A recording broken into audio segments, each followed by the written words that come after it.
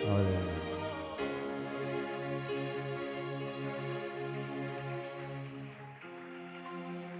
Dans le silence de ta majesté,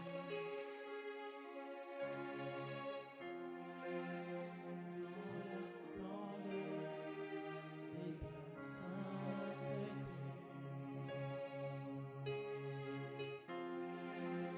dans la constance de ta gloire,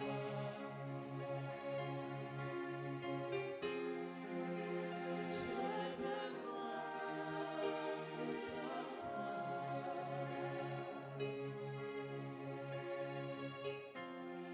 soupir tendre de ta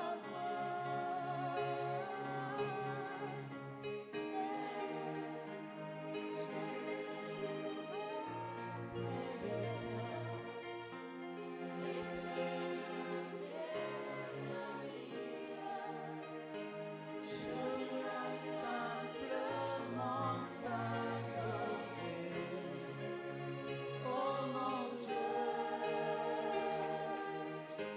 je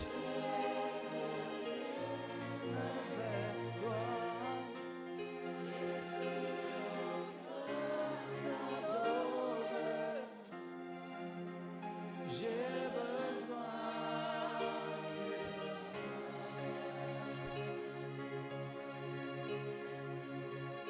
Ora vascere dans le silence de ta majesté,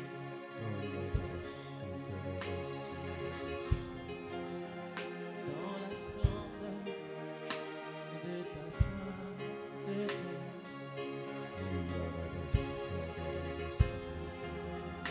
dans la constance de ta gloire,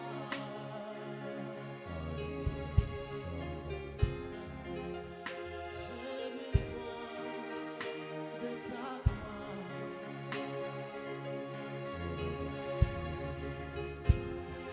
soupir tendre de ta voix, Père, j'ai désiré près de toi et te donner ma vie. Je veux simplement t'adorer, oh mon Dieu. Je lève mes mains, je lève mes mains, je lève mes mains, je lève mes mains. J'ai besoin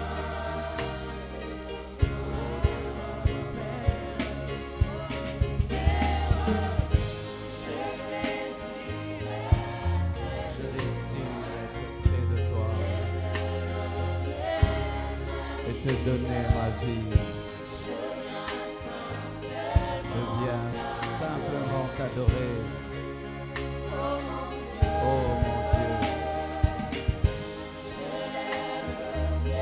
Indalabasida babalabashaya.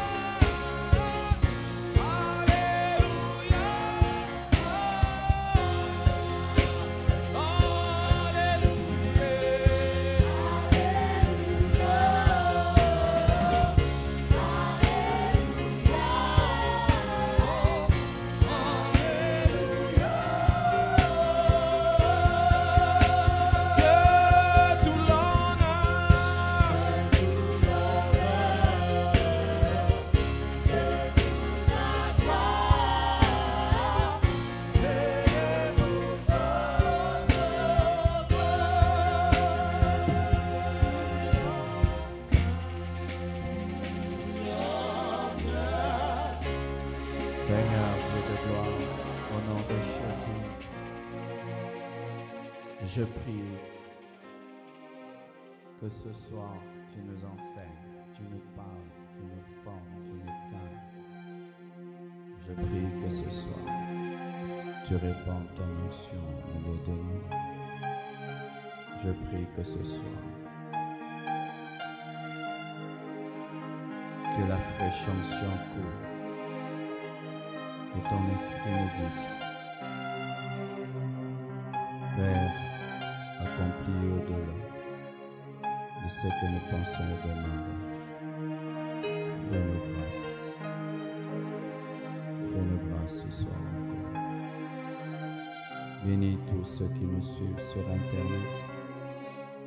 Parlez-leur, transforme-les. Là où ils se trouvent, que ton onction tombe, que ta gloire tombe.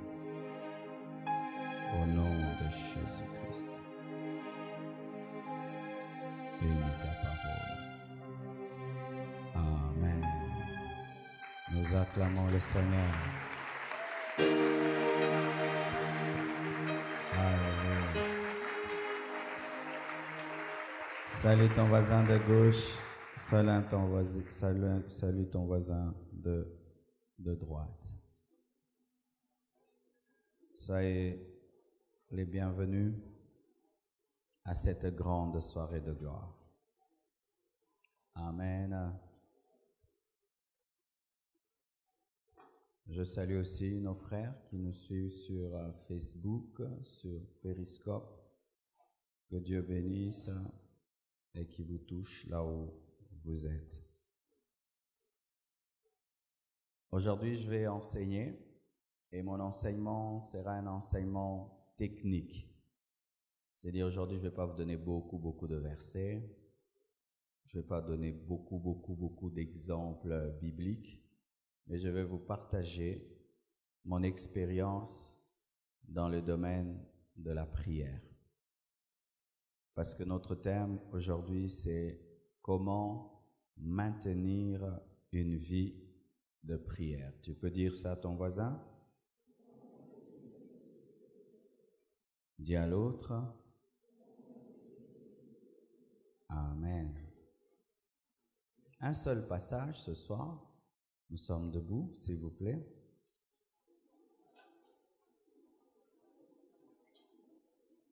« 1 Thessaloniciens 5, verset 17. » Les lecteurs de la Bible connaissent déjà ce verset. 1 Thessaloniciens 5, verset 17. Vous y êtes? 1 Thessaloniciens 5, 17. 1, 2, 3. Allons-y. C'est tout.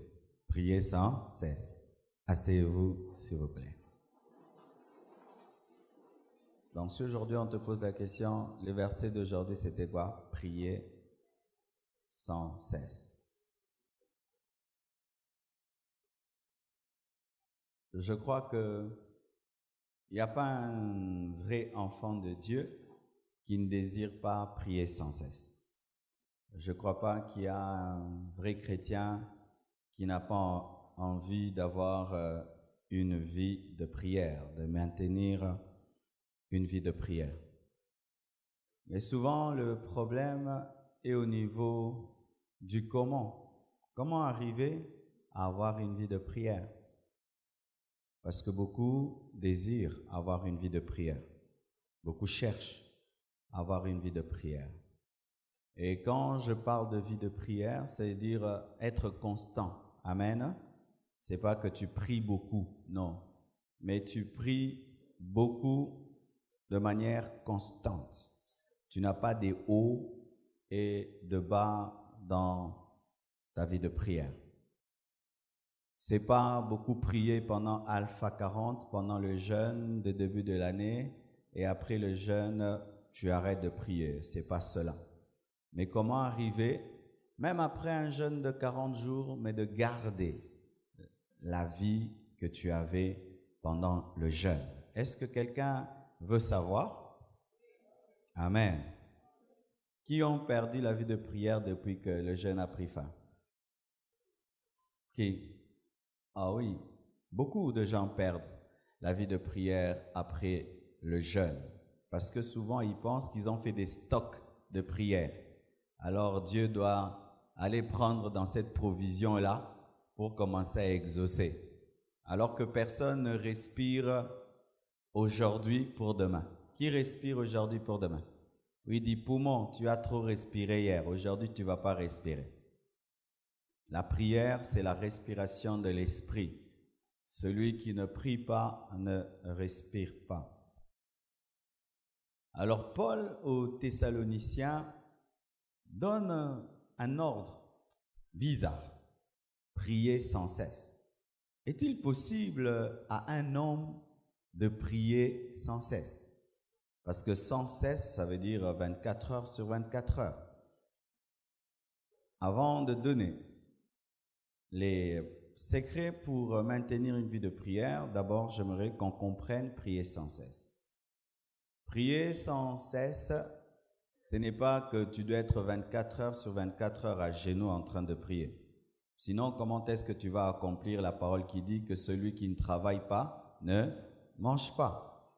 Lorsque tu lis dans la Bible et que tu trouves une contradiction où la même Bible te dit de prier sans cesse, mais la même Bible vient te dire aussi que celui qui ne travaille pas ne mange pas, alors tu dois savoir que c'est toi qui ne comprends pas la pensée profonde des Écritures. Lorsqu'on dit prier sans cesse, ce n'est pas qu'il faut être 24 heures sur 24 heures à genoux, parce que même les hommes qui disent être à plein temps, ils ne prient pas 24 heures sur 24 heures, sinon il ne faut pas dormir, il ne faut pas manger. Mais quand on dit prier sans cesse, c'est avoir une vie constante de prière. Amen, c'est cela. On nous donne des exemples dans la Bible d'un homme qui priait sans cesse. Daniel priait 3 fois par jour. Et lorsque même on a voulu l'interdire de prier, il a continué dans ses habitudes. Amen. C'est ça, prier sans cesse. Ce n'est pas que tu ne fais plus rien dans la vie, tu viens habiter l'église et tu pries sans cesse. Ce n'est pas cela. Décoller souvent dans la prière, c'est bien. Mais se maintenir, c'est mieux. Monter spirituellement, c'est très bien. Mais te maintenir spirituellement, c'est mieux. Beaucoup de chrétiens montent des fois, mais ils descendent souvent. Il y a un auteur chrétien qui a dit que la différence entre les champions et les perdants, c'est que les champions font souvent ce que les perdants font des fois. Il a dit que les champions font souvent ce que les perdants font des fois. Un champion, tous les jours, il fait la musculation, tous les jours, il fait le sport. Mais un perdant, un dimanche, il fait un jogging. Après 2 mois encore un jogging, vous n'aurez pas la même musculation. Alléluia. Qui veut être champion dans la prière? Voici. Pour que tu deviennes champion dans la prière, c'est-à-dire quelqu'un qui maintient une vie de prière, c'est que je vais te prêcher aujourd'hui. Ce n'est pas à mettre dans un cahier et puis tu dis j'ai des enseignements sur la prière. Ce n'est pas des enseignements que tu vas apprécier. Non. Ce sont des enseignements que tu dois appliquer. Tant que tu n'appliqueras pas ce que je veux te dire, tu ne seras jamais un champion. Parce que souvent, nous connaissons beaucoup de choses sur la prière, mais souvent nous ne prions pas. Nous ne prions pas. Voici le premier secret que j'ai appris avec Dieu en 26 ans de vie chrétienne. Pour maintenir la vie de prière, tu dois aimer la prière. Amen. Tu dois aimer la prière. Il est impossible de maintenir une vie de prière si tu dégoûtes la prière. Parce qu'il y a des chrétiens qui n'aiment pas prier. Ils n'aiment pas prier. Ils évitent la prière. Si là on cause, ils sont très à l'aise. Mais si on dit maintenant on va prier, ils sont mal à l'aise, ils s'en vont. Ou bien ils commencent à dormir, ou ils commencent à s'ennuyer, ou tout d'un coup ils ont des démangeaisons. Tout d'un coup, il a des démangeaisons parce qu'on a dit il faut prier. Est-ce que tu aimes la prière? Est-ce que tu aimes la prière? Alléluia. Parce que Dieu ne peut pas te forcer à avoir une dimension que tu ne veux pas. C'est pourquoi la première chose que vous devez demander, vous qui voulez avoir une vie de prière constante, demandez à Dieu l'amour de la prière. Je connais des amoureux de la prière. Ah, pas possible. C'est-à-dire, ils cherchent tout le temps des occasions pour prier. Tout le temps, il cherche une occasion pour prier. Même si tu lui dis de bénir la nourriture, tu sens que sa manière de bénir la nourriture est différente des autres. Amen. Hein?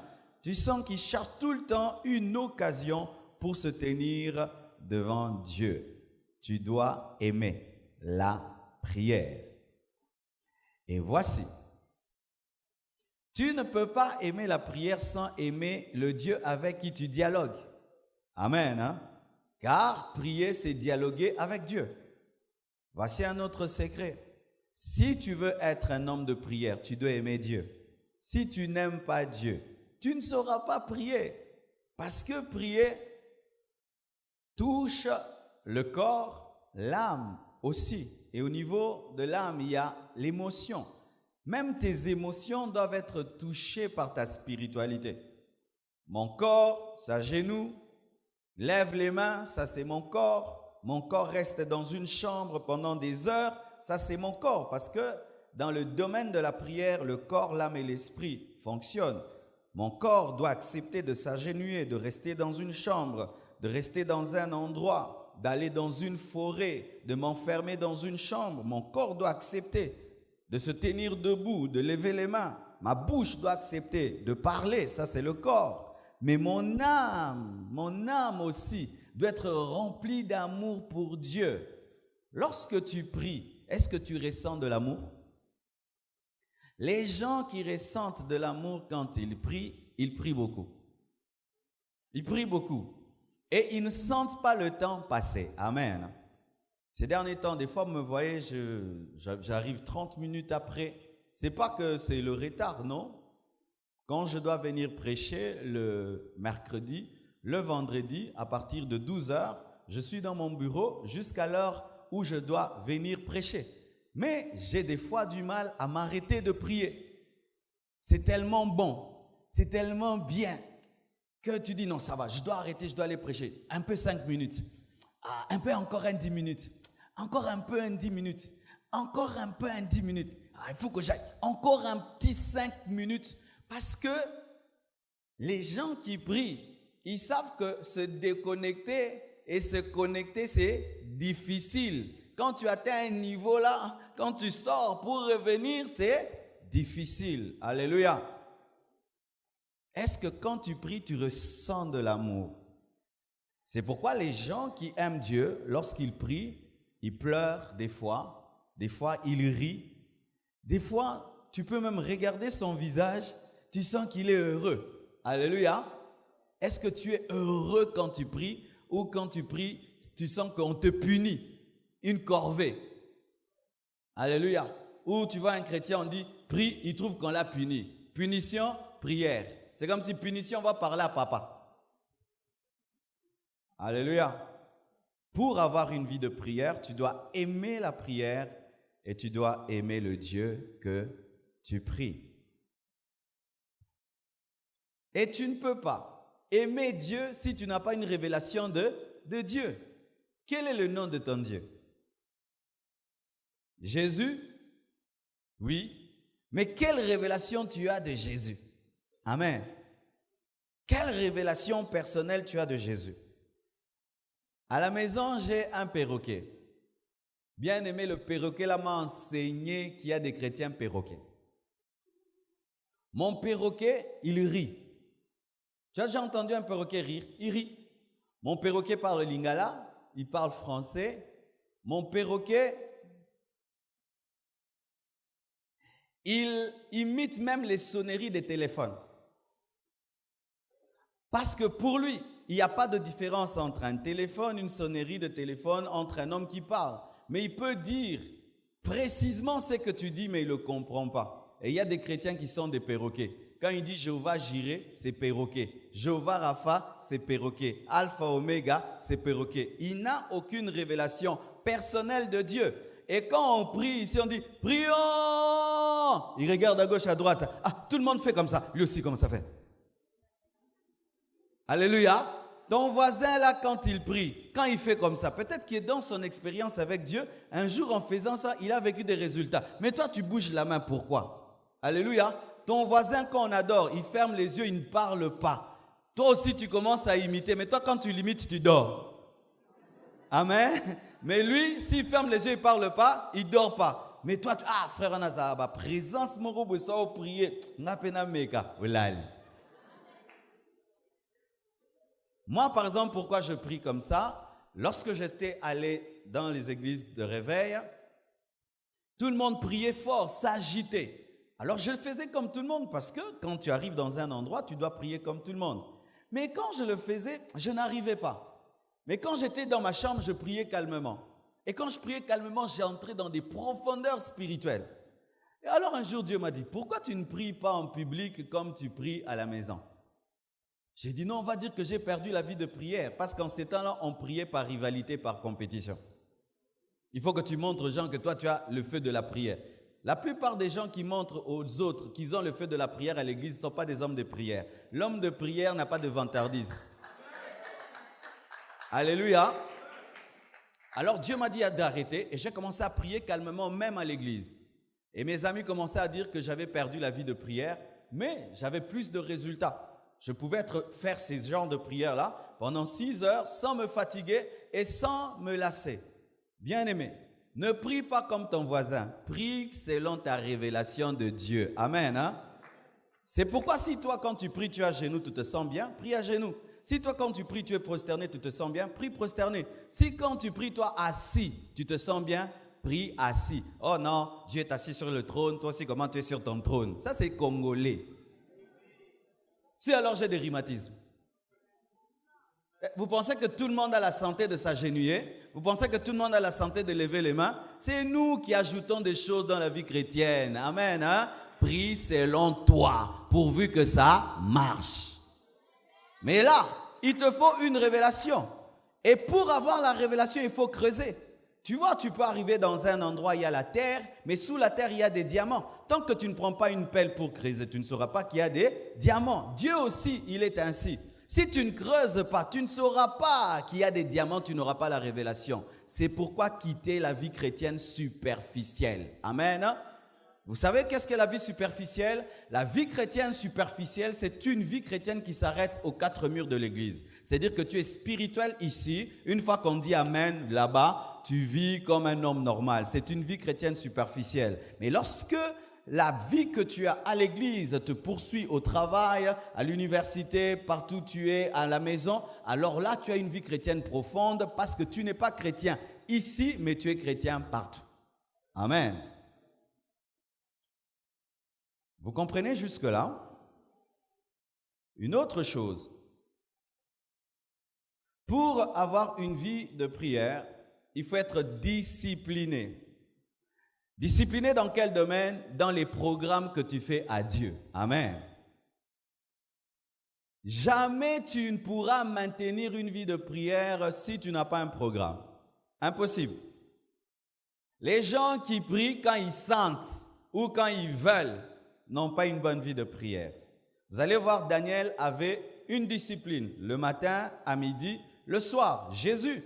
Vous savez pourquoi est-ce que Jésus a été arrêté? Parce qu'il avait une vie de prière disciplinée au point où Judas savait qu'à telle heure, Jésus se trouve dans le jardin. Amen. C'était dans sa discipline qu'on l'a attaqué pour qu'il puisse ressusciter.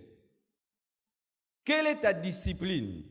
Un homme de prière, quand tu l'observes, tu sens dans sa vie une routine. Amen. Une routine. Une monotonie. Où on sait chez toi à la maison que lui, mercredi, il prie beaucoup. Lui, vendredi, il ne faut pas le déranger, c'est sa journée de prière. Lui, samedi, il ne faut pas le déranger, il s'enferme. Lui, le matin, samedi, il se réveille très tôt matin. Lui, à telle heure, où on sait. Si on ne sait pas, tu n'as pas de discipline et tu n'as pas de vie de prière. Il y a un bien-aimé, j'avais beaucoup aimé ce qu'on m'avait dit sur lui. On m'avait dit, mercredi, ça ne sert à rien de le téléphoner ni de le chercher. C'est sa journée de prière. Il s'enferme dans sa chambre du matin jusqu'au soir. Waouh! Et aujourd'hui, il a un puissant ministère en Angola, l'apôtre Hervé Bélessi. L'apôtre Hervé Bélessi était serviteur de Dieu au milieu de nous. Et j'entendais ça de lui. On me disait ça. Lui-même ne savait pas. On me disait, Hervé, il ne faut pas le chercher mercredi. C'est sa journée de prière. Il est dans la chambre du matin jusqu'au soir. Aujourd'hui, il est en train de bouger l'Angola. Alléluia. As-tu une discipline? Si tu n'en as pas, aujourd'hui, tu dois l'avoir. Lorsque tu rentres à la maison, fais un programme de prière. Voici. Ne fais jamais un programme de prière extraordinaire. C'est-à-dire, matin, 2h à 8h, prière. Mais moi, non, là, on matin. Amen. Par semaine, jeûne 4 fois. Je vais commencer à jeûner. Alléluia. Ne fais pas ça. Ne promets pas à Dieu ce que tu ne pourras pas accomplir. Au lieu de promettre à Dieu 3 heures du temps que tu ne sauras pas accomplir, promets même 30 minutes que tu sauras accomplir. Alléluia.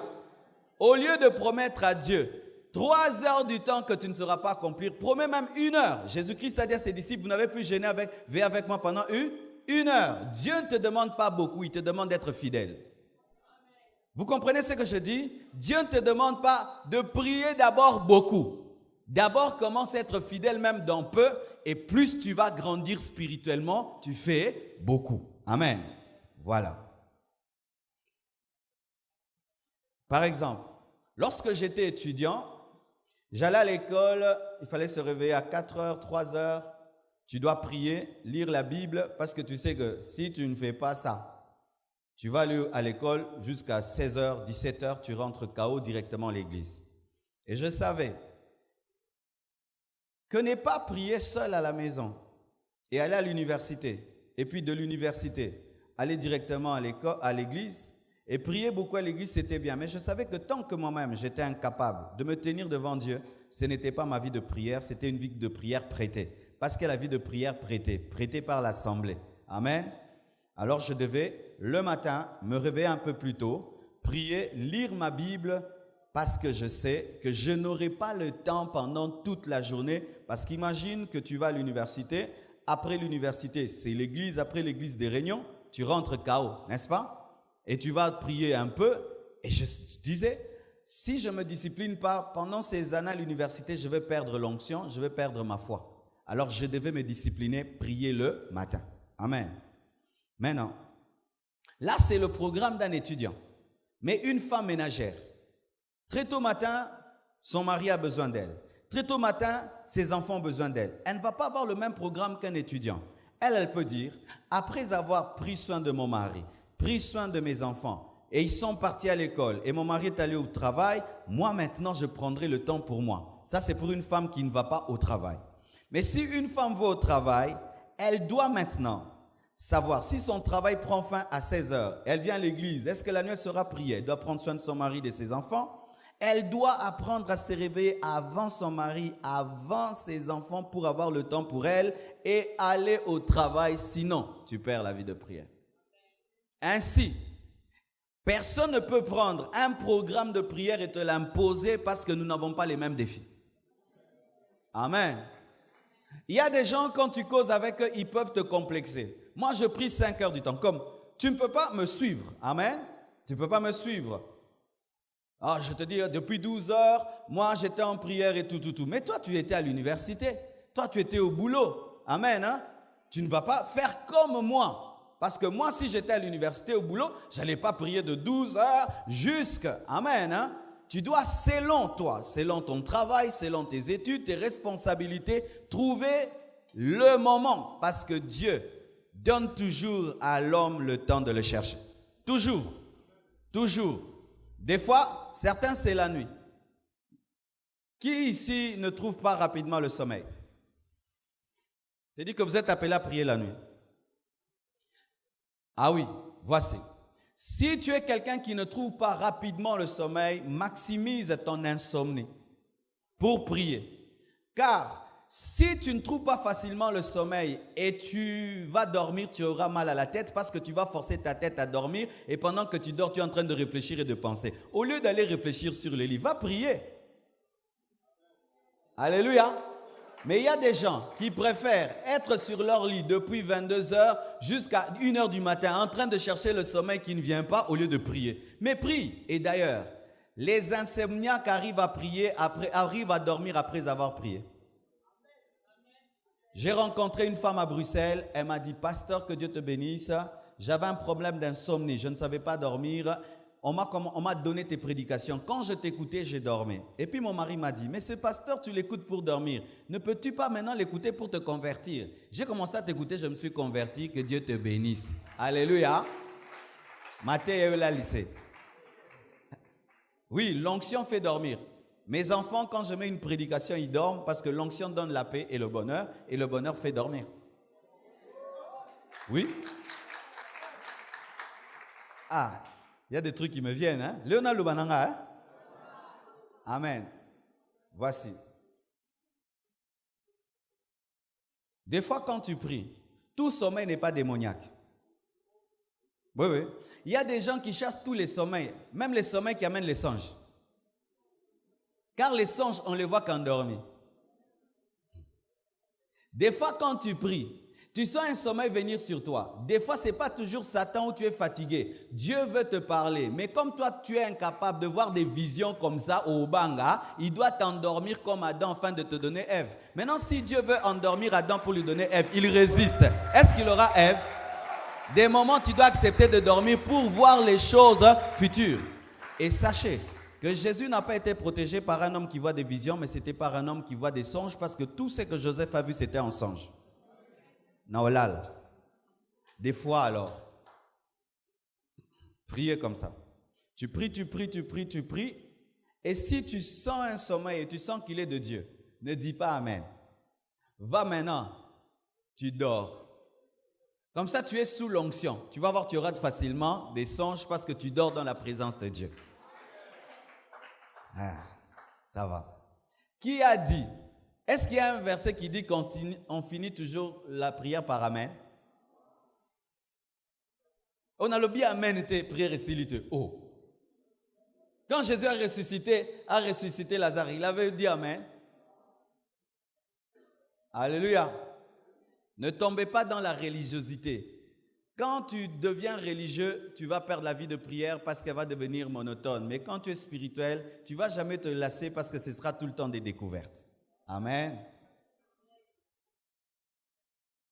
Il faut aimer dialoguer avec Dieu, aimer Dieu, il faut aimer la prière, il faut se discipliner et avoir un programme. Et un programme de jeûne, et un programme de veillée, et un programme de prière, et un programme. Ne priez pas quand vous sentez, quand vous désirez, quand vous voulez. Priez parce que vous avez fixé à Dieu un rendez-vous. Ou pendant que tu fais quelque chose, tu dis non, 12 heures. Ah, 12 heures, 12 heures, 12 heures. 12 heures, allez, j'entre. Alléluia. Aussi, lorsque tu as été incapable d'accomplir ton engagement et ton rendez-vous avec Dieu, ne tombe pas dans l'indiscipline, mais récupère le second jour. Parce que souvent, ce que les gens font, s'il a dit à Dieu, je vais commencer à me réveiller à telle heure pour prier, s'il n'arrive pas aujourd'hui, il se décourage. Non, tu dis Seigneur, pardonne-moi, mais aujourd'hui, aide-moi. Amen. Hein? N'abandonne pas un programme parce que hier tu étais indiscipliné. Répands-toi, relève-toi et continue. Même si tu dois te battre pendant 2 mois, bats-toi jusqu'à ce que tu vas respecter le programme. Parce que la discipline demande un prix, la détermination et la persévérance. Que Dieu te donne la persévérance, qu'il te donne la détermination, au nom de Jésus. Amen. Voici. As-tu remarqué que tu respectes un rendez-vous en fonction du respect que tu donnes à la personne? Mon frère peut fixer un rendez-vous à l'autre frère, il dit 16 heures, il viendra à 17 heures. Mais s'il me fixe à moi un rendez-vous à 16 heures il viendra à 16h, n'est-ce pas? Souvent, nous ne respectons pas les rendez-vous que nous donnons à Dieu à cause d'un manque de respect pour Dieu. Et de ce côté-là, bien aimé, les musulmans ont des choses à nous enseigner. Un musulman, quand c'est son heure de prier, il prie. Même s'il a une affaire à faire, même s'il est dans un aéroport, même s'il est devant qui, l'heure de prier, Allahu Akbar, Allahu Akbar. Alléluia. Mais nous, tu peux rater ton heure de prière parce qu'il y a un ami qui est là, parce qu'il y a un film important, parce qu'il y a ça, il y a ça. Donc tu donnes plus de valeur aux hommes qu'à Dieu. C'est ainsi que tu ne peux pas être un homme de prière sans respecter Dieu. Jamais. Et le respect suppose la crainte de Dieu. Il est impossible que tu sois un homme de prière sans la crainte de Dieu. Jamais. Jamais. Parce que c'est la crainte de Dieu qui peut t'amener à dire « Ah, c'est mon heure de prier, excusez-moi ». Ou non, on se fixe un rendez-vous à telle heure. Non, non, non, ce jour-là, c'est mon heure de prier. On se voit à telle heure au restaurant. Non, non, moi, cette heure-là, je prie. On se voit à telle heure la nuit. Ah non, moi, la fête, samedi, je ne pars pas parce que je dois préparer ma prédication. Mais on se voit tel jour. Non, j'ai ma retraite ces derniers temps. Seulement si tu as le respect pour Dieu. C'est pourquoi, lorsque tu sens que tu cesses de respecter Dieu, sache que l'ennemi viendra t'amener à ne plus respecter tes rendez-vous. Voilà. Si tu dois aller en France et prendre ton avion à 7 h du matin, je te dis, tu vas te réveiller à 3 h. Vrai ou faux? Aussi, mon Congolais a raté avion en France. J'ai rencontré des gens. Il va voyager à 21 h. Il va déjà vers Maluku à 16 h. Il est dans les parages. Oh, quel bon embouteillage, pasteur. Na boy ba embouteillage. Na ozela déjà ba kotoyo. Mais la même personne, si elle fixe à Dieu un rendez-vous, Seigneur, je vais prier à 21 h. Tu vas voir comment est-ce qu'elle sera négligente. Elle respecte un vol Air France plus qu'un rendez-vous fait à Dieu. D'ailleurs, des fois, nous disons à Dieu, Seigneur, réveille-moi à 5 h, je vais prier. Dieu vient et il te réveille. Des fois même tu bouges. D'autres, ils tombent même de leur lit, n'est-ce pas? Mais malgré ça,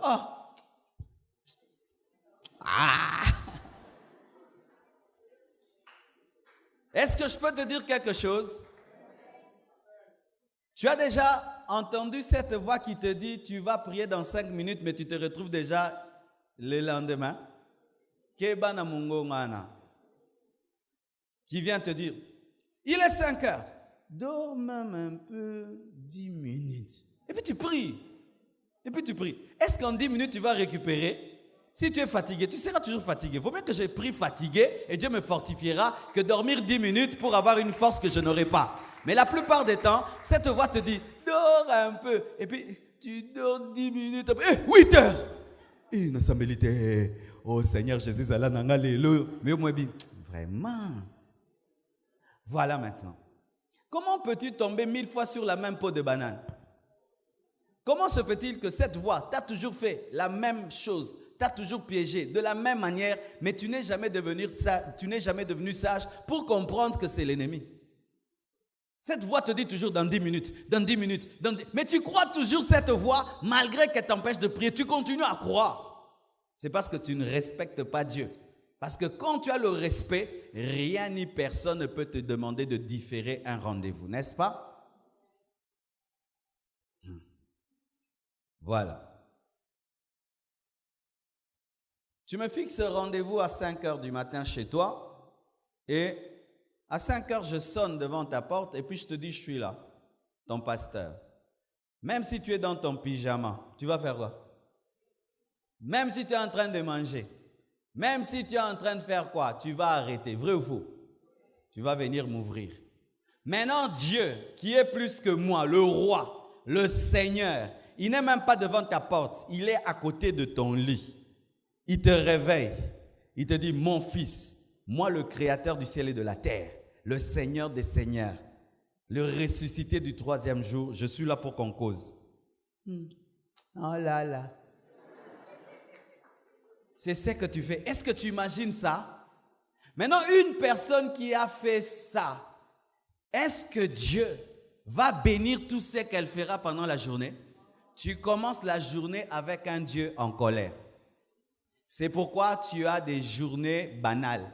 C'est pourquoi tu n'as pas des journées surnaturelles. C'est pourquoi tu n'as pas des journées bibliques. Tu as une journée comme la journée des hommes parce que le Dieu surnaturel est blessé dans ta vie. C'est pourquoi tu vis comme un homme normal. C'est pourquoi la Bible dit, vous êtes des princes, mais vous vivez comme des hommes quelconques. Pourquoi? Dès le matin, la personne que vous blessez, c'est celle qui devait bénir vos journées.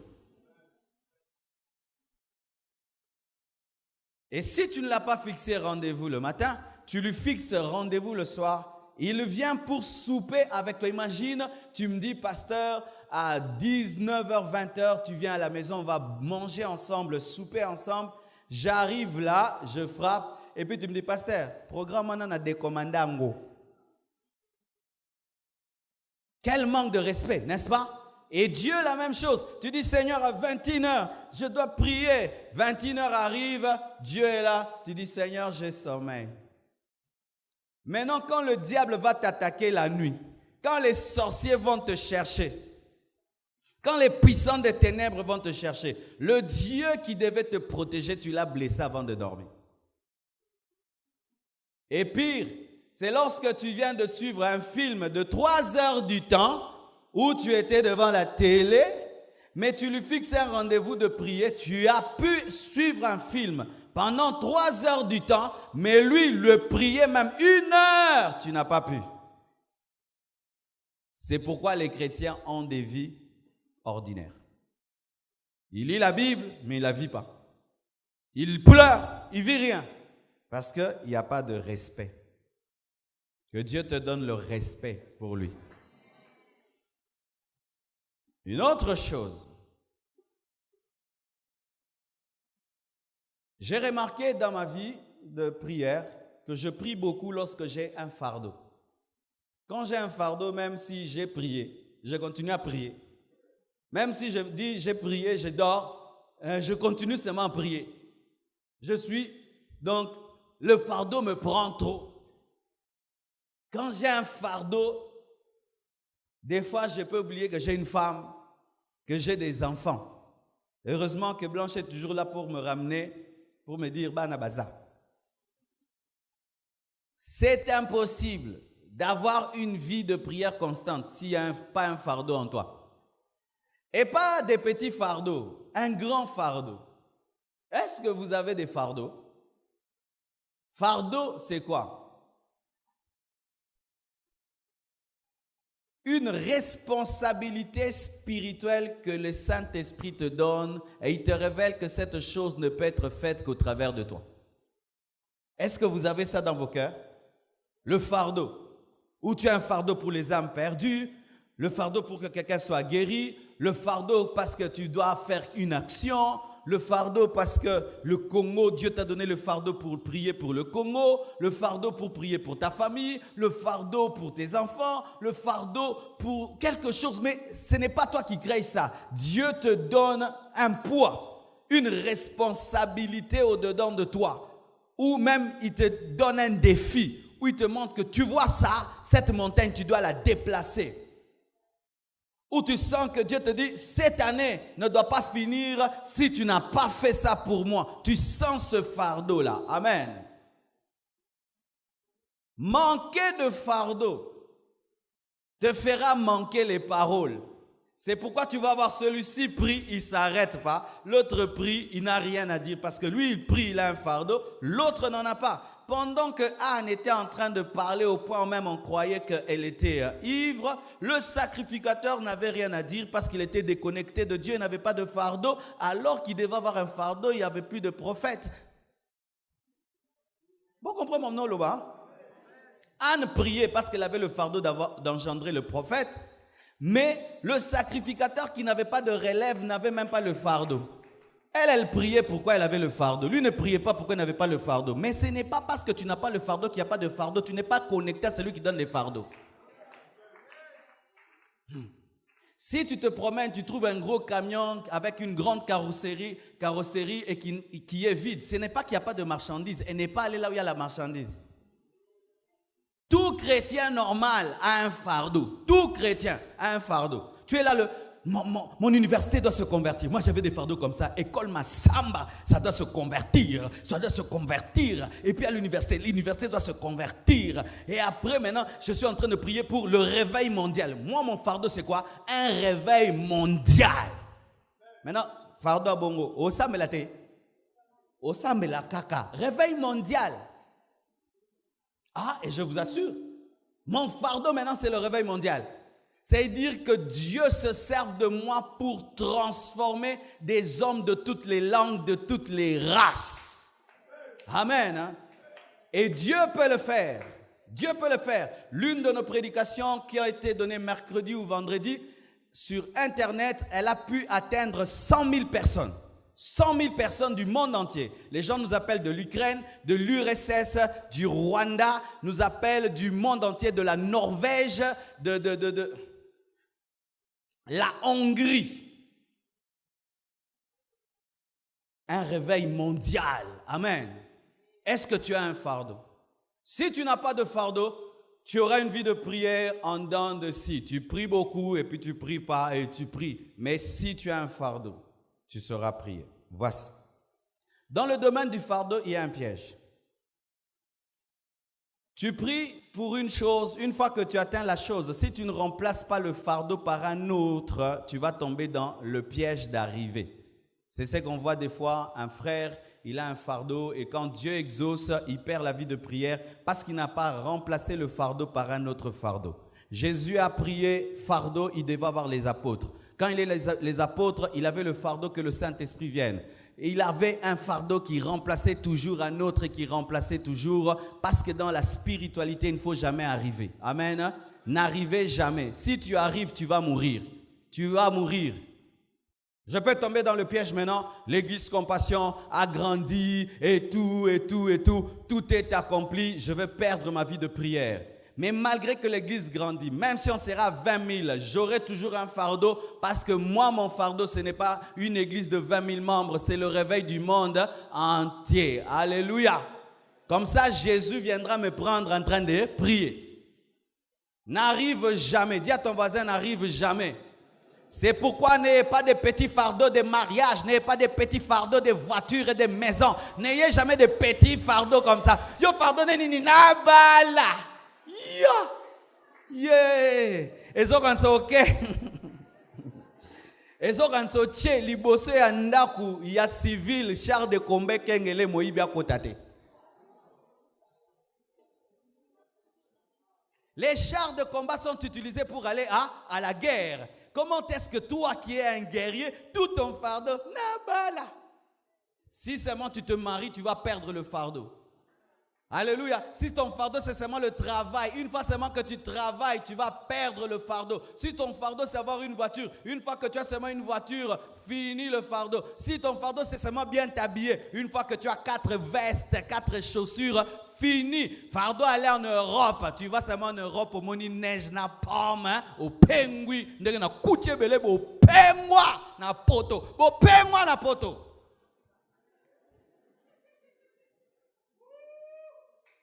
Tu trouves un prédicateur à Pengwa, Panin, moins tout Eiffel.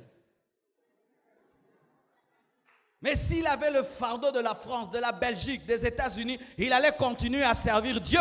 Mais lui, son fardeau, c'était seulement arriver en Europe et voir la neige. Bêtise! Jésus est mort seulement pour que tu voies la neige. Jésus est mort à la croix, ressuscité le 3e jour seulement pour que tu voies la neige. N'ayez pas de petits fardeaux. Les petits fardeaux ne sont pas bons parce que ça s'estompe rapidement une fois que tu trouves, fini. Ayez des grands fardeaux qui se maintiennent jusqu'au retour de Jésus. Amen. Une autre chose. Beaucoup de gens aiment qu'on parle de la prière sans parler de la sainteté. Et c'est une maladie au Congo. Au Congo, Les gens aiment beaucoup la prière sans la sainteté. C'est pourquoi il y a même qui commettent les péchés à Mangengenge et à Luzizi. Là. Ça, c'est terrible. Hein? C'est dire, oui, on trouve des préservatifs à Mangengenge. Vous allez prier avec des préservatifs. Oh, je sais ce que je dis et je vous regarde. Des gens qui commettent l'impudicité dans des retraites. Comment quelqu'un peut commettre l'impudicité dans la retraite? Comment quelqu'un peut entrer dans une retraite, la nuit, il se réveille avec une sœur, il flirte dans la retraite pendant que tout le monde dort? Comment quelqu'un peut aller dans une retraite, dans une forêt, et là-bas il pêche?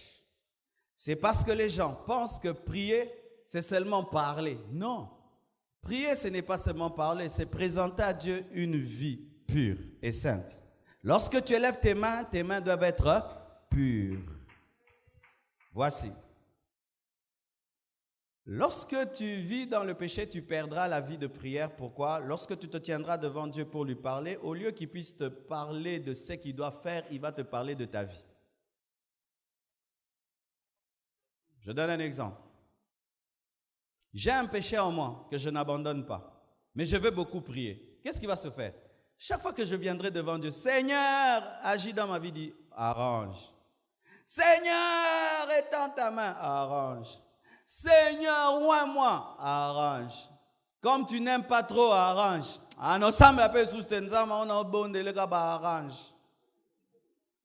C'est pourquoi le péché détruit la vie de prière parce que ça te donne la culpabilité. Lorsque tu vois quelqu'un qui vit dans le péché, qui prie beaucoup, c'est un aventurier. Les gens sérieux, quand ils pêchent, ils n'arrivent plus à prier. Les gens sérieux, quand ils pêchent, ils n'arrivent pas à prier parce qu'ils connaissent Dieu. Ils connaissent Dieu. J'ai des problèmes avec mon épouse, je l'ai blessée. Je n'aurai pas le courage de trop l'envoyer. Amen. Oh, achète-moi ça, fais-moi ça, fais-moi ça. Non, je vais d'abord chercher à regagner son amour et sa confiance. Ensuite, je vais lui demander des services. Toi, tu as blessé le cœur de Dieu, mais tu demandes beaucoup de services comme ça. C'est ainsi que tu ne grandis pas dans la prière parce que la prière n'est plus pour toi un moment de plaisir. Ça devient des moments où Dieu te juge et te culpabilise et te révèle tes défauts. Voici. Certaines personnes ont trouvé la parade pour arriver à prier dans le péché. Ils ont déconnecté le téléphone de la voix du Saint-Esprit qui parle à leur cœur. C'est-à-dire quand ils prient et que Dieu commence à lui dire, mon fils, pour ce que tu demandes, tu dois changer.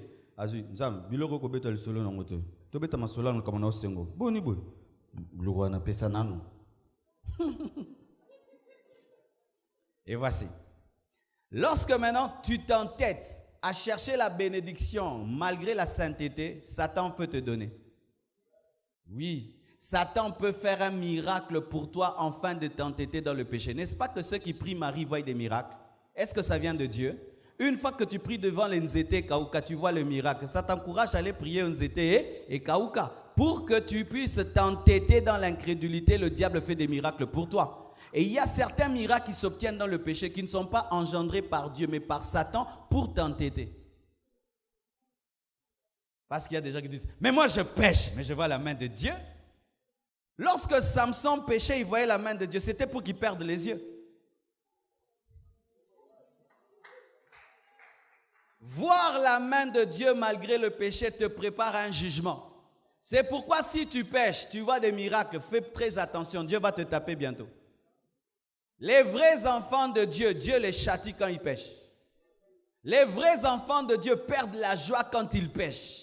Ils ne la retrouvent que s'ils se sont mis en ordre avec Dieu. Comme David, lorsqu'il a péché, il a pleuré, il s'est remis en ordre et la main de Dieu était encore sur sa vie. Ça, c'est un enfant de Dieu normal. C'est pourquoi tu ne peux avoir une vie de sanctification sans avoir une vie de consécration. La sanctification, c'est te mettre à part. La consécration, c'est te mettre à part, mais maintenant pour servir Dieu. Il y a des gens qui se sanctifient seulement, mais qui ne se consacrent pas. Après t'être sanctifié, Après t'être mis à part, tu dois servir Dieu. Servir Dieu permet de garder la sainteté. Alléluia. Le fait que je sais que je vais prêcher, je sais que je vais faire ceci, je vais aller tel endroit prêcher, je me sanctifie parce que je me consacre parce que je me sanctifie parce que je me consacre. Ce sont deux choses qui vont ensemble. C'est pourquoi les gens qui viennent à l'église pour s'asseoir et ne rien faire, souvent un problème de vie de prière et de sainteté parce que Dieu n'a pas prévu qu'il y ait des amateurs dans les choses de Dieu, qu'il y ait des laïcs et le clergé et qu'il y ait des gens qui viennent comme des spectateurs à l'église voyant comment est-ce que les autres vont servir Dieu. Tout le monde dans l'église doit faire quelque chose. Lorsque tu ne fais rien, tu es en danger. Car le Fils de Dieu qui est venu sur la terre a servi. Jésus est venu pour servir et non pour être servi. Lorsque tu ne sers pas Dieu, tu seras en danger. C'est pourquoi David est tombé lorsqu'il ne servait plus Dieu. Lorsqu'il a dit « je ne fais rien », c'est lorsqu'il a fait quelque chose. Ne rien faire pour Dieu te poussera à faire quelque chose pour le diable. Vous comprenez ce que je dis? Lorsqu'il dit « je ne vais pas en guerre », alors là, il a fait quelque chose pour le diable. Il a pris la femme d'autrui. Faites toujours quelque chose. Tant que nous sommes sur la terre, il n'y a pas de congé. Dis ça à ton voisin. C'est pourquoi c'est seulement à la mort que Dieu dit « bon et fidèle serviteur, entre dans la joie de ton maître ». Sur la terre, il n'y a pas de repos. Amen. Hein? Il n'y a pas de repos. Toi, tu veux te reposer. Satana, tiki kozala Satana.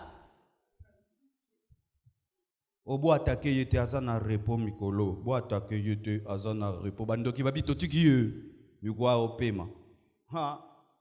Meka. D'ailleurs, qu'est-ce qui arrive? Lorsque Jésus-Christ était dans le jeûne, le diable l'a attaqué et puis après il a dit quoi? Il s'est retiré attendant un moment favorable. Mes moments les plus dangereux dans le ministère, c'est lorsque je finis une croisade, lorsque je finis un séminaire, lorsque je finis une grande action. Ce sont les moments les plus dangereux où je suis le plus éveillé que possible parce que connaissant le diable, je sais que c'est là qu'il viendra parce qu'il sait que là tu vas un peu baisser la garde parce que tu viens de beaucoup travailler. C'est là que tu dois encore monter la garde. Ceux qui boxeur azana ring azala très éveillé pour yebi que mutamaka sazali bosona epe mutana ke betaye mais sera kitio mona kitsara mais boxeur mususu ala tara coupete ala tik pantalon na veste a betio kao ozapeka kao ateza ring te ozaka kao. Vous comprenez l'on a lobby? Ne descendez jamais du ring comme ça. Tu descends quand? Mais toi, bitume silité. La Bible dit quoi? Portez toutes les armes de Dieu afin de surmonter dans les mauvais jours et de rester debout après avoir tout surmonté. Même si tu as tout surmonté, tu dois rester debout. Et pour rester debout, tu dois continuer à porter l'arme. Même si tu l'avais portée dans la guerre, tu dois continuer à la porter après la guerre pour rester debout après la guerre. Mais il y a des gens, c'est quoi? Pendant le séminaire, il est spirituel. La croisade spirituelle. Quand il finit, bouzoba. Quand il s'attend à bosanier, il y a un kanda no munene. Lorsque Noé a construit l'arche et il a sauvé sa famille, il a cru que le diable l'avait oublié alors que l'esprit de l'ivrognerie l'attendait. Il avait oublié que tous les animaux étaient décédés. Tout le monde était mort sauf les démons.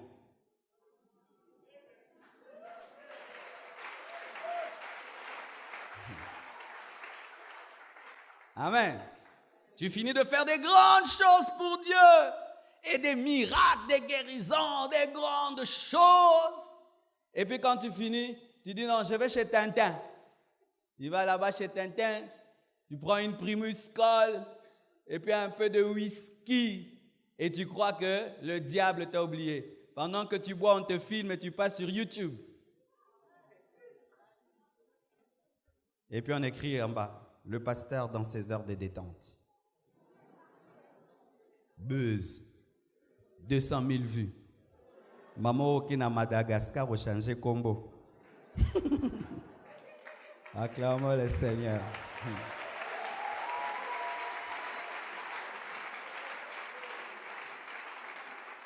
Les grandes personnes comprennent ce que j'ai dit.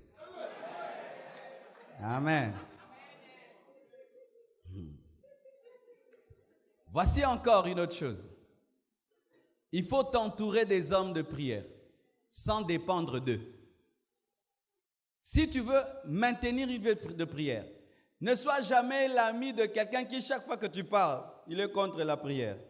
J'aime par exemple le pasteur Jean-Paul. Chaque fois qu'on est avec lui, il me dit, Thomas, il faut qu'on prie. Thomas, il faut qu'on entre en retraite. Thomas, il faut qu'on prie. Mais il y a des hommes de Dieu, quand tu es avec lui, il faut, Marcelo, il faut arrêter ces jeunes de 40 jours là. Hein?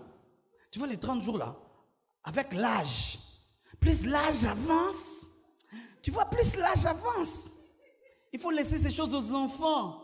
Ah, donc toi, tu es devenu plus spirituel que Jésus. Tu es plus spirituel que Paul. Tu as un ami, lui, quand il te parle de la prière, du coup, tu n'as pas envie de prier la nuit. Maman, comment est la bohémingi pour Anini, maman? Ozali kambo, pas signer son mukili na mutuna yo. Bengane na vie na yo, Satan zolo banakati na ye. Aime des amis qui te disent, mais tu ne pries pas bien. Il faut que tu puisses monter. Il faut encore que tu cherches. Il faut encore ce que tu cherches. Il faut qu'on entre en retraite. Il faut qu'on fasse des veillées. Il revient de la retraite. Il te dit, je reviens d'une retraite de 21 jours. Dieu m'a parlé. Dieu m'a changé. Je vais dans une retraite de 30 jours.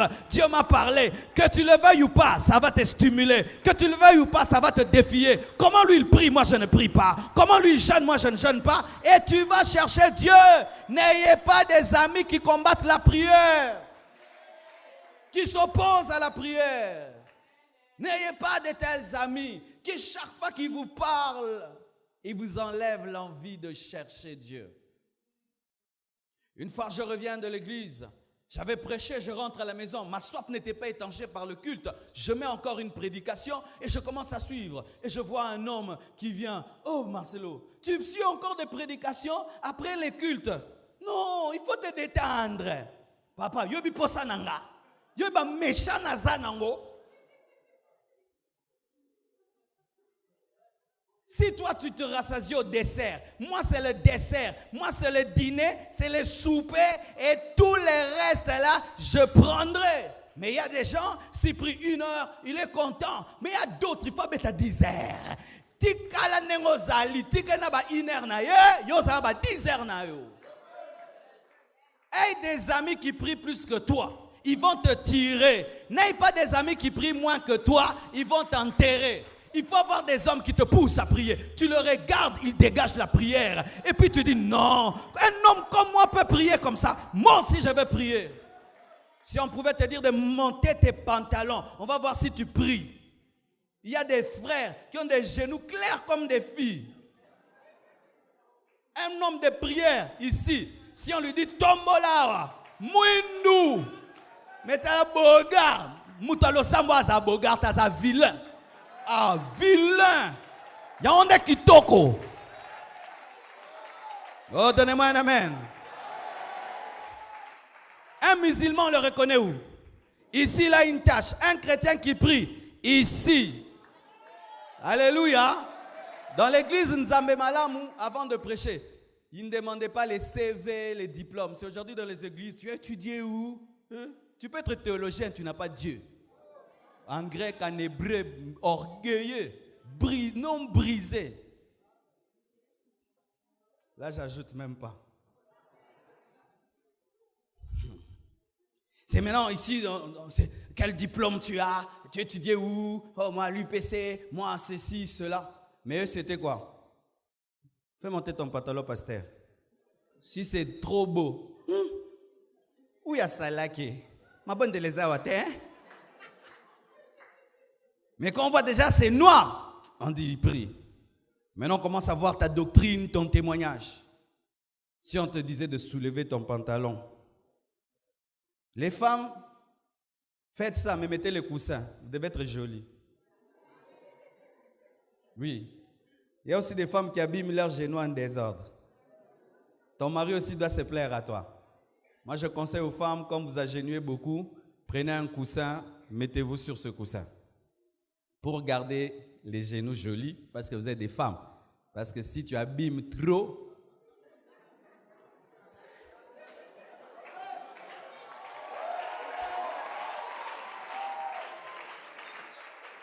parce que quand on s'agenouille beaucoup, ça fait 4, non? Ça fait un gros ici, un tout petit là. Maintenant, imagine une femme gros ici, là, trop noir. Mettez un coussin ou priez sur un tapis. Amen. Mais si ton mari t'aime comme ça, que ça devienne trop noir.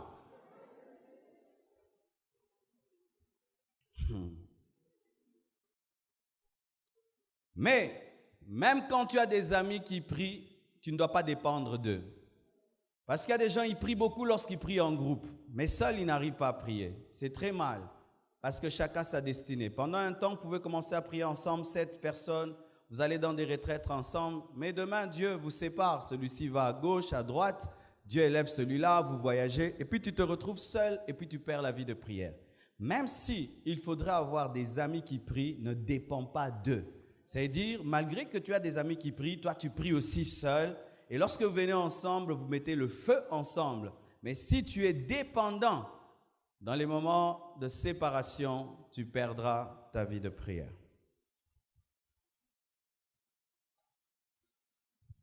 Une autre chose, il faut beaucoup écouter les enseignements sur la prière, beaucoup lire la Bible précisément sur la prière, beaucoup lire des livres spirituels sur la prière, ça déclenche la soif de la prière. Tout homme qui prie beaucoup ici parlera d'un livre qu'il a lu, n'est-ce pas? Qui a déjà lu un livre sur la prière qui est resté en lui. Amen. Moi, il y a un livre qui m'a marqué, c'était le livre de Eratorei sur la prière. C'était un vieux livre, c'est un homme qui est mort en 1800 et quelques. C'était un homme de prière pas possible. J'ai lu son livre lorsque j'étais en 6e des humanités. Pendant que je préparais mon examen d'État, j'ai lu ce livre. Ce livre, quand je le lisais, le feu sortait du livre, il me brûlait le cœur. De sorte que malgré que j'étais à l'école, je me retirais dans des salles de classe pour prier pour mes amis, au point où j'agonisais dans la prière, je criais, je pleurais seul dans des coins de l'école. Et après un puissant réveil a touché ma samba, beaucoup de mes amis sont devenus des serviteurs de Dieu. Eratorei, c'est parmi les hommes qui ont bâti ma vie de prière. Si tu veux être un homme de prière, tu dois aimer lire des livres sur la prière, mais pas n'importe quel livre, parce qu'il y a des gens qui donnent des mauvais enseignements sur la prière. Amen. C'est pourquoi toi-même, tu dois être fondé bibliquement sur la doctrine de la prière avant de commencer à lire des livres sur la prière, de peur qu'on te déforme dans la prière. Amen. Parce que ce n'est pas tout écrivain sur la prière qui écrit bien. Amen. C'est pourquoi tu dois beaucoup lire la Bible sur la prière. Tu lis beaucoup sur la prière. Élie, comment il a prié. Moïse, comment il a prié. Jésus, comment il a prié. Paul, comment il a prié. Esther, comment elle a prié. Anne, comment elle a prié. Abraham, comment il a prié. Tout ça, tu pries, tu lis, tu pries, tu lis, tu pries. Et ça va te donner la vie de prière, la soif de prier. Le problème, c'est que les gens aiment avoir une vie de prière constante, mais n'aiment pas prier. N'aiment pas plutôt lire la Bible et lire des livres des hommes qui ont expérimenté la puissance de la prière.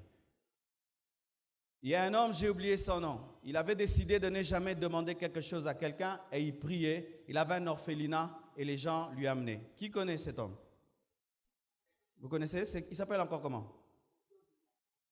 Joe? Non, c'est un autre. J'ai oublié son nom. J'ai oublié. J'ai oublié le nom. Cet homme avait décidé dans sa vie qu'il ne demandera rien à personne. Rien. Même s'il a un besoin, il ne demande pas. Lui, s'il a un besoin, il va, il prie et puis Dieu lui donne. Et il avait fait un orphelinat de 2000 enfants. Et il devait les nourrir par la foi.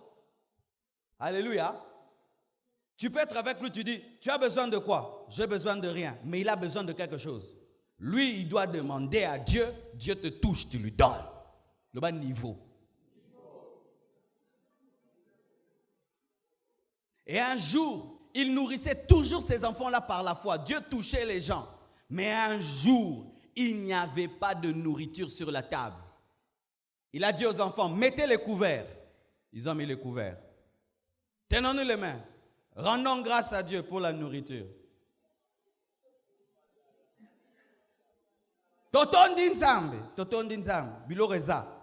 Mais il n'y a rien dans les assiettes. Ils rendent grâce à Dieu, ils bénissent Dieu. Quand ils finissent, on frappe à la porte. Une femme touchée par Dieu, Dieu lui a dit, amène la nourriture là-bas. Elle a amené la nourriture à nourrir les enfants. Jusqu'à sa mort, il n'a jamais rien demandé à quelqu'un. Quand maintenant tu lis le livre d'un tel homme, bien aimé, Zandala baba nzambe limbisanga pona bisenga senga limbisanga pona bisenga senga robro zaka yaba shanda yaba simba mutona yemova yelanga ngo. Oh, donne-moi un amen. Que Dieu te donne l'esprit de lecture, qui te donne l'esprit de lecture, qui te donne l'esprit de lecture. Pourquoi? C'est que tu es en train de chercher, il y a quelqu'un qui l'a déjà trouvé. C'est que tu cherches à comprendre, quelqu'un d'autre l'a déjà compris. Des fois, nous sommes comme des gens qui entrent dans le laboratoire en train de fabriquer la quinine, alors qu'elle existe déjà. Va dans la pharmacie, prends la quinine. Prends la quinine. Alléluia. Dis à ton voisin, tu n'es pas le premier chrétien sur la terre. Il y a eu des chrétiens qui ont expérimenté des choses avec Dieu et qui ont écrit ces expériences. Amen. Hein? Et je suis contre tous ces gens qui sont contre les livres où le seul livre qu'on doit avoir c'est la Bible, c'est la Bible. Si le seul livre qu'on doit avoir c'est la Bible, ne prêchons plus. On arrive seulement ici au Tangikara. Jean 3,16. Car Dieu a tant aimé le monde qu'il a donné son Fils unique afin qu'il croit en lui. Amen. Que Dieu bénisse. Rentre à la maison. Ah oui? Nous sommes à la parole. Les livres, on n'a pas besoin des livres des hommes de Dieu. On n'a pas. Aussi. Quand on vient à l'église, on lit seulement les chapitres comme au culte matinal et puis on rentre. Mais pourquoi vous restez? Malgré ce n'est pas la Bible. Parce que vous croyez que cet homme qui parle a le Saint-Esprit. Maintenant, au lieu seulement de parler, je vais écrire cette prédication. Mabé.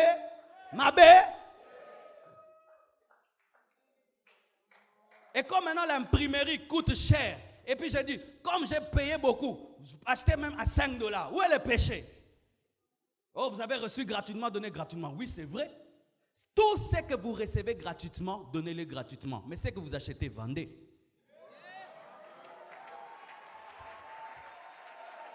Oui. Frère, être chrétien, ce n'est pas être bête. Il faut être intelligent. La Bible dit, ce que tu as reçu gratuitement, donne-le gratuitement. Ça veut dire aussi quoi? Logique.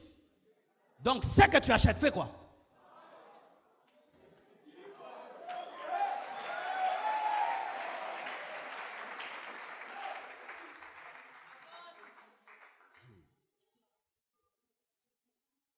Alléluia.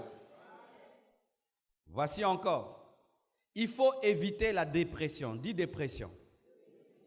La dépression, c'est lorsque tu arrives à un moment où tu atteins un niveau de découragement chronique, où tu ne crois plus en rien, où tu commences à douter même aux promesses de Dieu. Tu commences même à douter en l'existence de Dieu. Tu deviens incrédule. Tu perds la foi. Il faut éviter ça. Cela arrive souvent lorsqu'un problème dure, lorsque tu te tiens devant une contradiction. Il fut un temps dans ma vie, je n'avais pas de maison. J'ai reçu l'appel de Dieu à 24 ans, j'ai quitté mes parents, je suis allé habiter dans une belle villa. Mais après une année, j'ai manqué l'argent de payer la maison. Je me suis chassé moi-même. Je suis allé voir le propriétaire, j'ai dit, et j'ai quitté cette maison. Quand j'ai quitté cette maison, j'ai eu du mal à retrouver ma garantie. J'ai commencé à habiter chez les fidèles. 3 mois ici, 3 mois là-bas. Jusqu'à un jour même, on m'avait chassé d'une maison la nuit. Je suis allé habiter dans un garage. Et quand j'ai habité ce garage, il fallait qu'on m'amène la nourriture pour que je mange. Si on ne m'amène pas, je jeûne. Tu dors ici, par terre avec une mousse. À droite là-bas, la toilette penchée, sans porte. De l'autre là-bas, la douche sans porte. Un jour, je vais prendre mon bain et tout le quartier est venu puiser l'eau dans la parcelle parce que là au moins il y avait l'eau. Maintenant, comment je vais quitter là où je dors, traverser avec mon seau pour aller me laver? La côte esprit.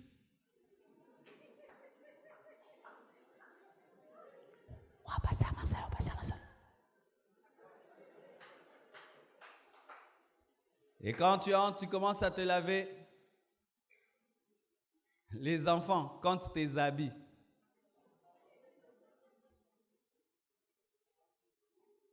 Et quand je suis rentré, donc, pour ça, nous avons bimé là, Botswana.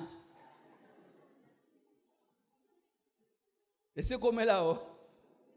Heureusement que Dieu n'a pas de maisons physiques. Il y aurait beaucoup de grèves devant la maison de Dieu. Tozo comprendre te Mikolo.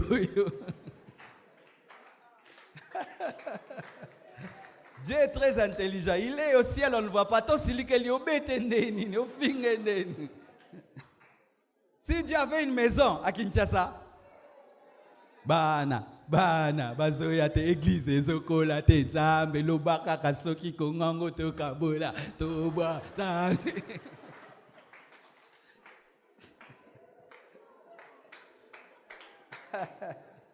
Non, Dieu, il est très sage. Je vous dis, quelle colère! Quelle colère! Ou quand tu vas dans la toilette, il faut que tu sois sensible au pas des gens qui viennent. S'il veut s'approcher au petit, toi petit boy.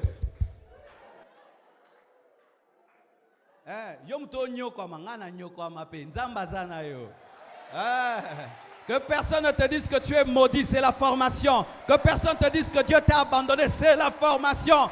Aujourd'hui, je parle, je ris, mais en ces temps-là, je pleurais. Même si tu pleures, ne rejette pas les promesses de Dieu. Même si tu pleures, n'arrête pas de prier. Et lorsque je pleurais, même si je ne comprenais pas, même si je sentais la colère, et aujourd'hui, m'a fait sortir de là. Ce qui était un cauchemar, je l'ai oublié. J'en parle pour rigoler. Vous tous qui souffrez, Dieu vous connaît. Il ne vous a pas abandonné. Il est fidèle à sa promesse. Ne pense pas que tu es maudit et que tu es le seul à souffrir. Il y a des gens qui sont passés par là, mais qui ont tenu bon dans la foi et dans la prière et qui sont allés jusqu'au bout. J'aime parler de mon passé pour que vous compreniez qu'on n'est pas tombé du ciel. Que Dieu forme, il taille.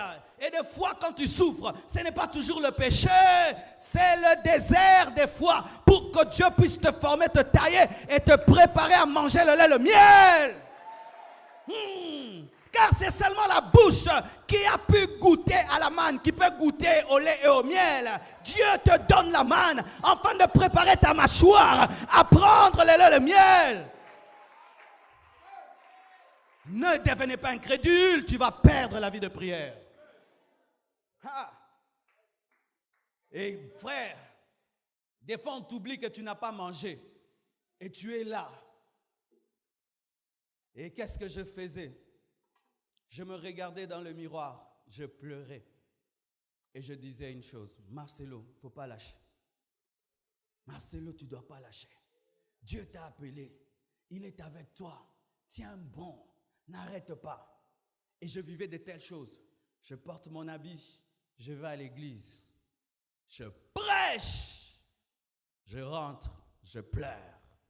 Le lendemain, je prêche, je rentre, je pleure. Je prêche jusqu'à ce qu'un jour, on m'a même chassé du garage. Imaginez comme na point zéro, babotolio. Une nuit, derrière là où tu es, tu as de la haine pour l'endroit que tu es. Une nuit, vers 22h, on vient me dire, sans même me saluer, par la fenêtre, maman a dit que tu quittes ici. Pourquoi? Quelqu'un avait volé quelque chose dans leur garage.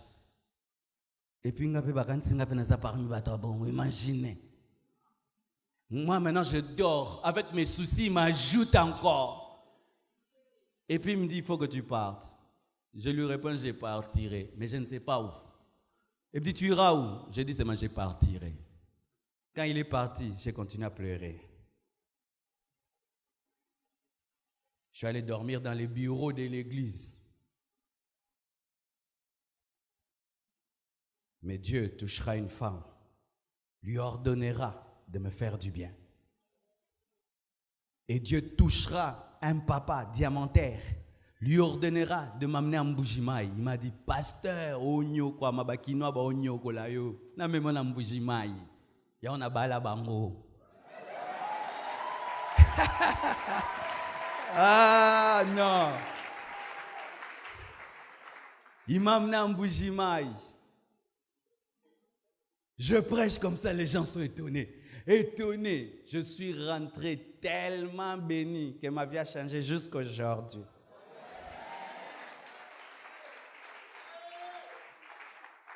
Mais il fallait continuer à croire. Ne lâche pas. Si tu lâches, tu ne vas plus prier. Si tu commences à douter aux promesses de Dieu, tu ne vas plus prier. Parce qu'en soi, les problèmes viennent pour te ravir la foi. Et si tu perds la foi, est-ce que tu vas prier? On ne prie Dieu que si on croit qu'il existe. On ne prie Dieu que si on croit qu'il est fidèle. On ne prie Dieu que si on croit qu'il entend. On ne prie Dieu que si on croit qu'il est puissant. Si tu cesses de croire, tu ne vas plus prier. En soi, c'est que l'ennemi attaque. Ce n'est pas ta bénédiction, c'est ta prière. Parce que c'est par ta prière que tu auras la bénédiction. Alléluia. Je crois que je vais m'arrêter là. Une autre chose, tu dois veiller à ne pas tomber sous l'emprise des bouffeurs du temps. Dis bouffeurs du temps. Les bouffeurs du temps, ce sont des gens qui viennent te visiter seulement quand tu dois prier. Les bouffeurs du temps, ce sont des gens qui t'appellent au téléphone seulement quand tu es en prière. Si tu ne pries pas, ils n'appellent jamais. Mais si seulement tu commences à prier, c'est quand ils t'appellent. Les bouffeurs du temps, ce sont les gens qui, lorsqu'ils sont dans ta vie, le temps que tu devais donner à Dieu, tu commences à leur donner. Les bouffeurs du temps, c'est des fois pas seulement des personnes, ce sont des habitudes. Devant la télévision, devant l'ordinateur, devant l'Internet. Aujourd'hui, mes frères, c'est difficile et impossible d'être un homme de prière si tu n'as pas la maîtrise de l'Internet, de la télévision, de l'ordinateur et des amis et des appels téléphoniques. C'est pourquoi moi je vous conseille, quand vous priez, éteignez le téléphone. Amen. N'est-ce pas qu'il y a des bureaux dans lesquels lorsqu'on entre, il faut éteindre le téléphone? D'ailleurs, dans d'autres, tu laisses le téléphone dehors. N'est-ce pas qu'il y a des personnes devant lesquelles on ne répond jamais au téléphone? Est-ce que tu peux répondre au téléphone devant le président? Même devant le ministre? Mais nous répondons au téléphone en prière.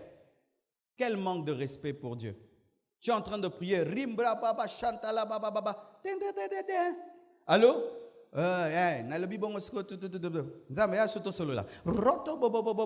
Allô? Voici ce qui se passe dans le monde de ténèbres. Lorsque tu es en train de prier et que tu commences à être exaucé, l'ennemi te pousse à faire des choses qui vont bloquer ton exaucement. Et la plupart des temps, c'est lorsque tu ne sais pas te discipliner par rapport au téléphone. Mais vous savez pourquoi est-ce que les gens n'éteignent pas leur téléphone quand ils prient? Vous savez pourquoi? Ils ont peur de rater des appels importants. Ça veut dire pour eux, il y a des personnes qui sont plus importantes que Dieu. C'est pourquoi, bien-aimé, tu as une vie de prière sans résultat parce que le Dieu devant qui tu t'approches, tu ne le respectes pas. Tu as déjà vu un musulman répondre au téléphone lorsqu'il fait Allah Akbar?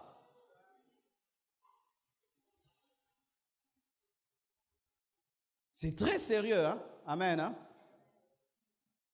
Lorsque tu sens que tu aimes beaucoup la télévision, tu sens que lorsque tu es devant la télé, tu as du mal à moi j'appelle même te décoller de la chaise, parce qu'il y a des gens quand ils commencent à regarder la télé, il est collé, scotché.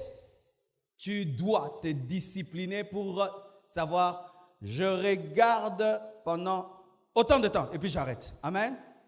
Je peux regarder de telle heure à telle heure et puis j'arrête. Toute ma semaine, je suis comme ça. Peut-être le lundi, je peux me détendre un peu. Mais quand la télé te domine, quand tu te tiens devant un écran, c'est comme si c'est l'écran qui te contrôle. Ou même tu rates des rendez-vous importants à cause d'une télévision. Tu n'auras jamais de vie de prière. C'est pourquoi dans une maison où on prie beaucoup, vous allez remarquer que la télévision chôme. Amen. Elle chôme. Elle est là. Des fois, les gens y vont, ils regardent les informations, un peu tout. Mais la télé, elle est là, mais elle chôme. Mais dans une maison où il n'y a pas de vie de prière, tu vas voir qu'ils sont tout le temps, le matin, à midi, le soir, tout le temps. Ils ne prient pas. Il en est de même avec l'Internet. Tu dois te discipliner. Je prie, je poste des choses sur Internet, je m'arrête. Alléluia. Pour nous, qu'on insulte tout le temps, la nuit avant de dormir, tu vérifies. Mais si tout le temps, tu auras du mal à prier. Ainsi, vous comprenez, mes frères, que si celui-ci a la vie de prière et l'autre ne l'a pas, ce n'est jamais la faute de Dieu. C'est souvent une question d'amour, de discipline et de sérieux. Amen. Tout ce que j'ai dit, tu ne peux l'accomplir sans l'aide du Saint-Esprit. Impossible. C'est le Saint-Esprit qui nous aide dans la prière. Voici. Suivez-moi. Ça, c'est 3 marches. Et la prière a 3 niveaux. Parce que l'homme a 3 parties, le corps, l'âme et l'esprit. Et la Bible dit que nous sommes des temples. Et donc, étant des temples comme le tabernacle, nous avons un corps, une âme et un esprit. Amen. Voici. Le Saint-Esprit, lorsqu'il vient te diriger dans la prière, t'aide à ne pas prier seulement dans le corps, dans l'âme, mais atteindre le niveau où tu pries en esprit, car tu es un sacrificateur de Dieu. Et le sacrificateur ne s'arrêtait pas au parvis, il ne s'arrêtait pas au lieu saint, il allait jusqu'au lieu très saint. Amen. Voici.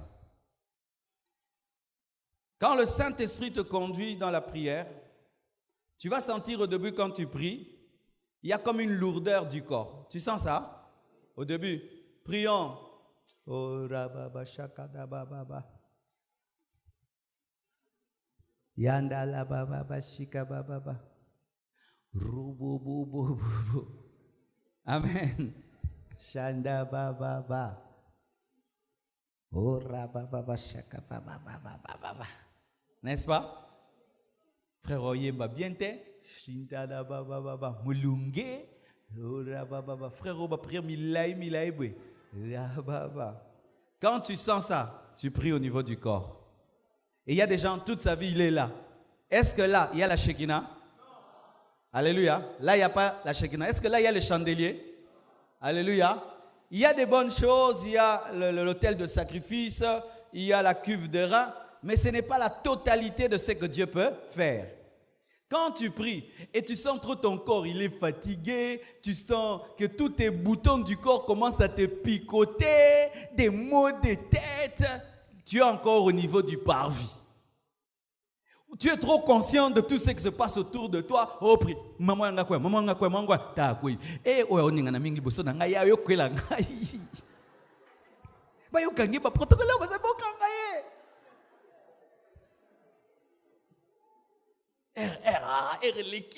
Liki. Tu es au niveau du corps. Mais quand tu persévères malgré que le corps te fatigue, te distrait, ton âme commence à être touchée. Amen. Ton âme commence à être touchée. Là, tu sens la joie, tu sens le bonheur. Le flot des paroles commence à venir. Alléluia. Même ton intelligence est touchée par l'esprit. Tu commences à dire des choses que tu ne pouvais pas dire. Alléluia. Et là, ça commence à couler. Tu as la joie, tu as la paix. Des fois, tu pleures. Des fois, tu as la tristesse de Dieu parce que ton âme est éclairée par le chandelier. Le Saint-Esprit touche ton âme.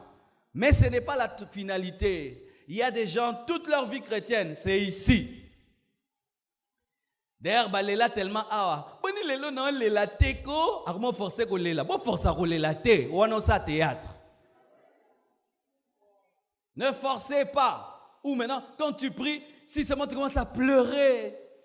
Oh Seigneur, merci. Oh Jésus, pourquoi tu es content? Je pleure. Alléluia. Je pleure. Alléluia. C'est très bien, le lieu saint. Il y a le chandelier qui t'éclaire. Ce n'est plus le soleil naturel qui t'éclaire, c'est le chandelier. Il y a l'autel de parfum. Il y a les pains de proposition. Mais le sacrificateur atteint un niveau où le voile est déchiré et il va dans le Saint des Saints. Amen. Dans le Saint des Saints, tout est noir. La seule lumière qui éclaire le Saint des Saints, ce n'est pas le soleil, ce n'est pas le chandelier, mais c'est Dieu lui-même. Dans le parvis, il y a beaucoup de bruit. Dans le lieu saint, un peu de bruit. Mais là, il n'y a pas beaucoup de bruit. Là, c'est quand tu pries en esprit. Et quand tu pries en esprit, tu n'as même plus besoin des émotions. Tu n'as même plus besoin de la joie, ni sentir l'amour ou quoi que ce soit. Tu sais que Dieu est là. Tu ne sens plus le temps passer. Tu peux prier 5 heures du temps. Tu regardes ta montre. Oh, 5 heures. Mais moi, je vais 30 minutes. Ça t'est déjà arrivé? Ça t'est déjà arrivé? Ou tu sens que la montre est contre toi. Aussi vivant. Ce que Santara Ketan kende malembe oza koto. Ah. Car 30 minutes, ça c'est 3 heures. Mais lorsque tu pries en esprit, au contraire, tu feras beaucoup de temps dans la prière, mais tu ne sens pas. C'est pourquoi les gens qui prient en esprit, des fois ne les condamnez pas, qui n'aiment pas causer avec les gens, qui aiment se retirer. Eux ne sentent pas qu'ils ont duré. Lorsque Moïse va au sommet de la montagne, il ne sent pas qu'il a duré. C'est vous qui êtes en bas qui sentez qu'il a duré. Mais lui, il pense qu'il a seulement reçu 10 commandements. Alléluia. Quand tu es là, tu ne sens pas le temps qui passe. Quand tu es là, tu n'es plus sous l'emprise des doutes. Quand tu es là, même s'il y a des bruits autour de toi, il y a des gens qui font des choses, tu n'es pas là. Il y a une maman qui avait atteint ce niveau de prière où malgré toutes les distractions autour d'elle, elle pouvait adorer sans même être distraite, mais elle n'avait qu'une chambre. Beaucoup d'enfants, une seule chambre. Comment peux-tu bien prier? Tu as beaucoup d'enfants dans une chambre. Elle prenait seulement un drap, elle mettait sur elle et elle priait. Elle priait au point où un jour, quelqu'un est venu la chercher. Elle a vu que le drap brillait sous la gloire de Dieu. Alléluia. Quand tu pries et tu sens la lourdeur, ne t'arrête pas, continue à prier. Et quand tu continues, les paroles commencent à couler à flot et tu sens de l'amour, de la joie, de la tristesse venant de l'esprit te toucher. Ne t'arrête pas. Atteins le niveau où tu oublies tout ce qui est autour de toi. Tu ne penses qu'à Jésus, à Jésus, à Jésus, où le monde n'est plus rien pour toi. Et certains même entrent dans des extases. Amen. L'extase, ce n'est pas comme on prie, tu tombes seulement sous l'onction. Quelqu'un qui a une extase, c'est-à-dire que l'Esprit de Dieu lui donne des visions pendant ces moments de prière. Et il est conscient du monde qui l'entoure, mais à la fois, il est connecté à Dieu. Amen. C'est différent de ce que les gens font comme ils appellent des voyages spirituels. Amen. Voyage astral sorti du corps. C'est pas que toi, maintenant, tu commences à décider ce que pasteur Alobek te prier corps, âme, esprit, ce qu'on esprit au bimi. J'ai dit ça? Amen. Pour me soucier, non, prier dans nous autres, côté na âme, c'est quoi? Esprit, ce qu'on a bimi. J'ai pas dit ça. Amen. Ne forcez aucune expérience spirituelle, ne forcez rien. C'est l'esprit qui va te conduire. Amen. Et si tu es encore au niveau, tu pries, tu te bats avec ton corps, ne dis pas j'arrête, continue. Nous aussi on a commencé comme ça où tu priais, on a fait ça. Amen. Jusqu'à ce qu'on persévérait, tu pries maintenant, tu as la joie, l'amour de Dieu, tu sens jusqu'à ce que tu as commencé à prier où rien autour de toi n'a plus de sens. Toute ta pensée est sur Christ. Et l'émotion, ce n'est pas ce qui est important. Tu es tellement conscient de Dieu et il te parle clairement. Amen. Que Dieu vous accorde cela. Amen. Nous acclamons le Seigneur très très fort. Nous allons continuer ces enseignements. Après le séminaire des couples, je continuerai ces enseignements. Nous sommes debout, nous nous tenons les mains et nous allons vibrer. Amen. Parce qu'après avoir écouté une telle parole, si on ne prie pas, ils allaient rater, n'est-ce pas? C'est comme si tu as mangé un gros foufou non accompagné. Tu auras la constipation. Qui sent qu'il a envie de prier? Qui sent vraiment qu'il a très envie de prier? Commence à prier alors. Commence à prier alors. Commence à prier. Yes.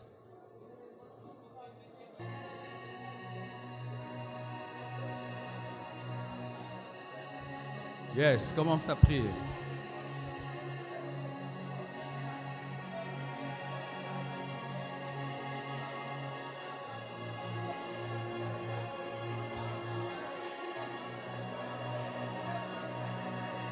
Oui, réponds à la soif que le Saint-Esprit a répandue dans ton cœur.